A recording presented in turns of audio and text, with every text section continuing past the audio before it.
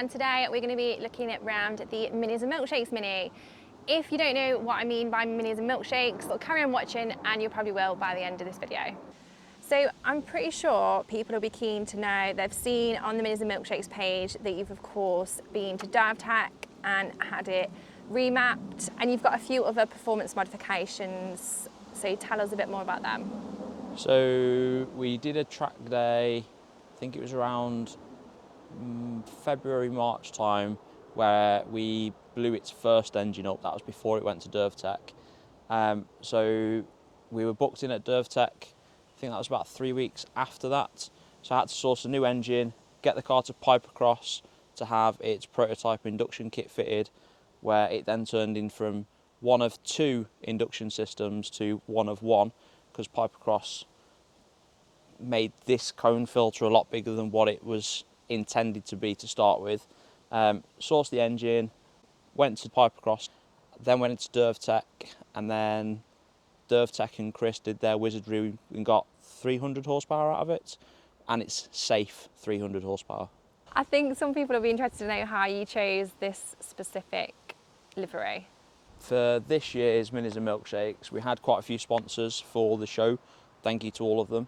So Racing Livery and Signs and Graphics, they were one of the two sponsors of the show for the wrap and the design. So Racing Livery sent over probably 5 or 6 different designs. We went for this one because it's a little bit more subtle, which then allows us to go again next year with something even bigger that is planned and in the pipeline. And then of course it went to Signs and Graphics to have all the Racing Livery put on it. Whilst it was there was a few additional things that we added. So the yellow headlights were something I'd spoken about but wasn't 100% whether it would work. Hopefully you all agree it does. And then the little toe stickers, they're actually from the Mini Challenge Cup, and this is also on the Challenge cars as well, because Signs and Graphics do wraps for the Mini Challenge Cups. And then we mentioned about the QR code, and you mentioned about your funny thing on the, you know, where it says like something like wrong way up or something. What does it say? No, that's gone. Oh. Yeah, I was so gutted about that, because when you go round the back, you'll see where the Minis and Milkshakes sits. It would have blocked it. I might just have to put one over it. So on this side, one of the things that Racing Livery and Signs and Graphics designed and implemented was a QR code which takes you to the Minis and Milkshakes page. Was a pain apparently, because each individual square, I don't know whether you'll be able to see it on the camera, has to be hand weaved. That was a bit painful for them, so sorry about that. And then on the back, you've got the Minis and Milkshakes logo, which when we remove the plate, makes a lot more sense. So I think one of the most popular comments I always get on my videos is about setup, so like suspension, alloys, and I know you went through a couple of alloys on this particular Mini, so just tell us a little bit more about that. So I think from memory we went through 5 sets of wheels. We went through, what were they? Autech Wizards, Enki RPF ones. What else was there? Team Dynamics Pro Race LTs. 4 sets of wheels. We ended up on these ones. So they are Momo Heritage 6 alloy wheels, and they were powder coated in satin white. I kind of regret going satin because it does mark quite easily, but it does give it a bit more of a race car vibe in that respect. But they do easily clean. It's just the stains that are left behind, but you can then polish them. But of course then they go a little bit shiny in places. But I think they work really well, especially with all the white graphics, the white milkshake splatter on the roof, and the white cage inside. I think it all complements it really well. And then you've got BC Racing coilovers, which have all been set up properly by someone that works for the Honda Cup team. Wheel specs, because that's a question that I get asked quite a lot. So they're ET45 8J 18s. On the rears, it's not got any spacers. On the front, it's running 10mm spacers. We're only able to run 10mm spacers because of the amount of camber that the BC Racing coilovers allow you to do at the front. So, but you've also got to run slightly bigger spacers to clear the GP3 calipers. So thankfully, with the BC Racing, the camber, you can camber it in at the top, so you can then run slightly bigger spaces.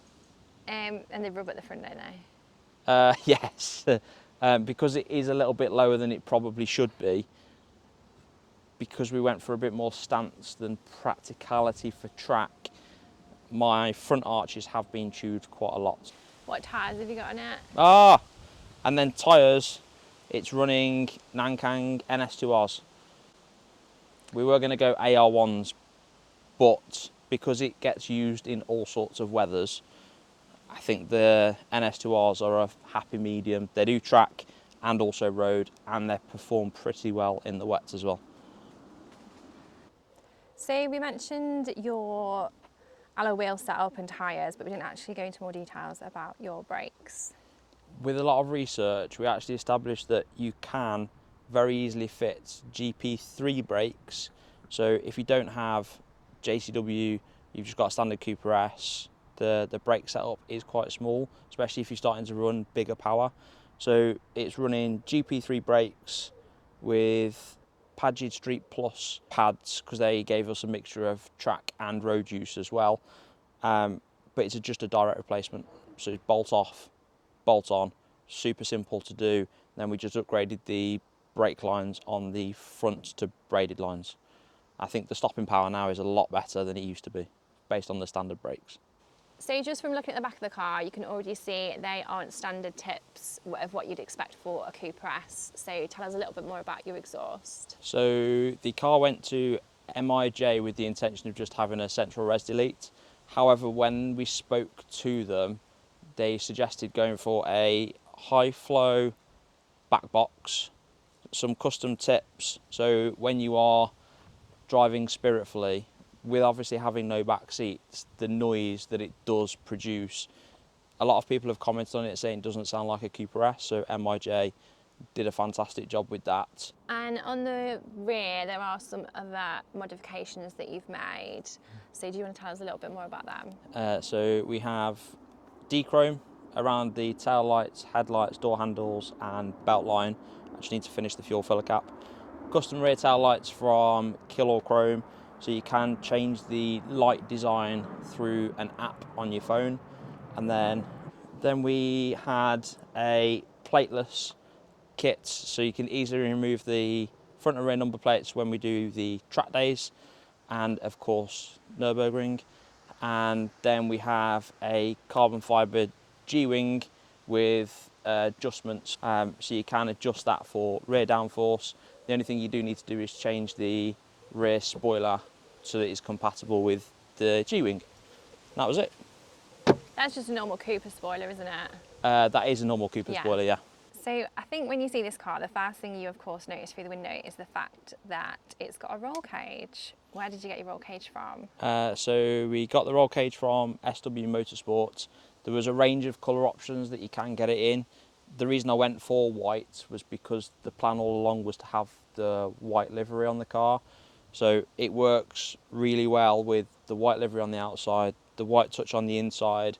When I purchased the car, one of the things that we were looking for was a car with no privacy glass, which I know a lot of people would probably be against. However, having no privacy glass does mean that you can see the cage much easier. So of course with any car, we always notice the exterior first, but go into a little bit detail of the interior modifications you've had, because there might be quite a lot of people that haven't seen that. So I thought about stripping the whole interior and going full race car. However, with the trips that we are doing this year and next year to the ring and driving it, because I don't have a trailer, I thought I'd probably stick to a bit more sedate. So we've gone for bride bucket seats. We went for TRS 4-point harnesses, Alcantara and carbon fibre steering wheel from Kill Chrome, ultra gauge, so you can make sure that your engine temps and the other bits and pieces that it manages to monitor whilst you're out on track. That was also fitted. Coolworks quick shifter, that's the version 2 I think it is, so you don't have to cut any of the interior trim pieces, so it remains very OEM in terms of its look. And then some of the other bits and pieces that I did myself. So the bride bucket seats are Alcantara. So I wanted to then add the Alcantara touches on the B-pillars, and then also across the dash. When you have a look inside, the passenger side has been wrapped in Alcantara. I've just got a few other bits and pieces to finish Alcantara as well. So door cards and the piano black behind the instrument panel. So have you done most of the work on the car yourself, obviously with the help of friends, or has a lot of it been the sponsors? So when I purchased the car, I bought it for two reasons. We'd got a few trips to the ring, but I had no car to go in. Reason number one. Reason number two was so that we could demonstrate exactly what our sponsors can offer Mini owners. So, of course, combining that with Minis and Milkshakes and the ring, we did all of the work ourselves with the help of some friends. There are a couple of things where I roped in some technicians from work.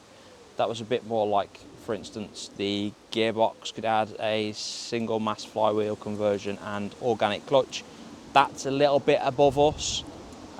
Everything else pretty much was done by me and some friends. So thank you to all of you.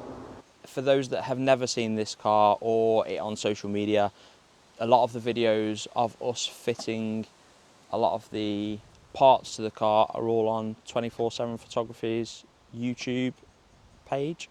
There are a few more videos yet to drop. We had to put those on hold whilst there was a few things that were going on in the background before we drop them, but they should be dropping hopefully in the next few weeks. So head over to the page to have a look. So obviously you're going to say Minis and Milkshakes, but you can't say that. So what would your favourite car show be? Favourite car show that I've attended has to be Goodwood Revival.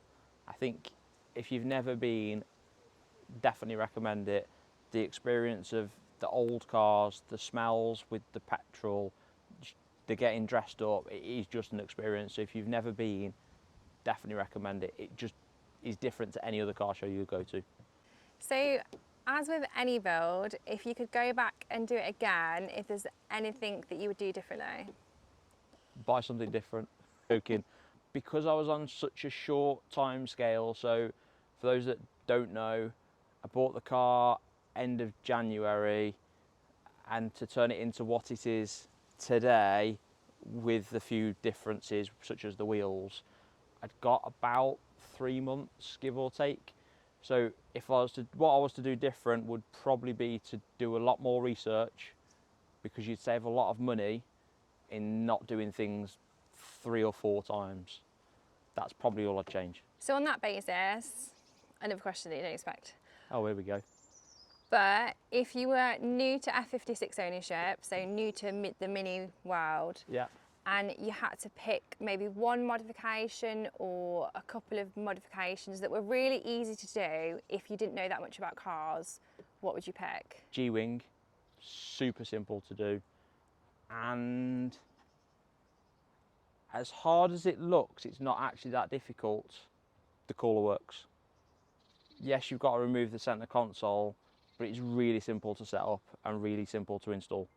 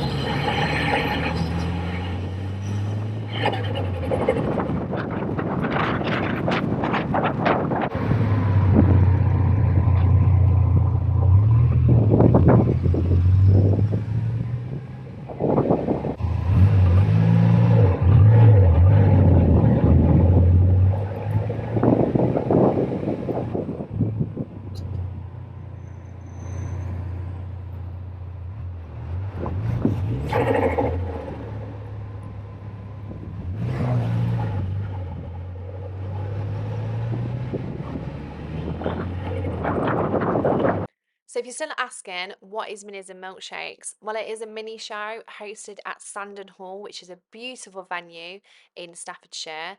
There's food traders, there's other traders, there's a DJ, there's lots of minis on display of all ages and generations, from standard specifications to cars that are modified. It actually is a really popular mini show. This year, the tickets sold out in 5 minutes. Now, if you want to learn more about Minis and Milkshakes, I have got a playlist over on my channel called Minis and Milkshakes. You can check that out, and that's got previous year's entry videos and videos about the show itself. Thank you so much for watching. Make sure you click the subscribe button. Please share on social media as it's very much appreciated. Thank you so much.